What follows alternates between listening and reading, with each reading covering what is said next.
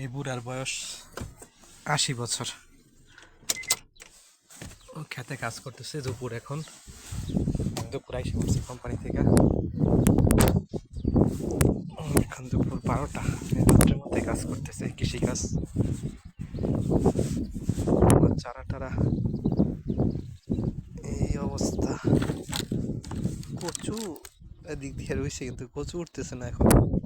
এত সময় লাগতেছে, পয়সা টয়সা গেল কিনা।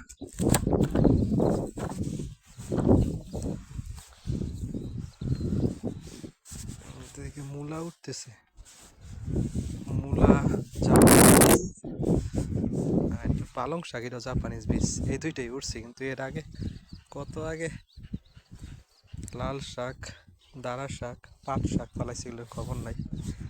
এই যে আলু উঠতেছে, ধইনা পাতা একটার মধ্যেই করে করে ১ ২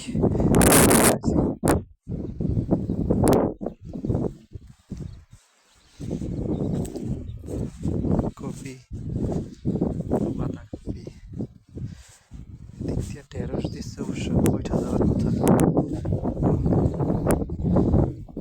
এটা করলা, এটা উঠে গেছে। জাপানি বীজ খুব দ্রুত ওঠে দেখা যায়।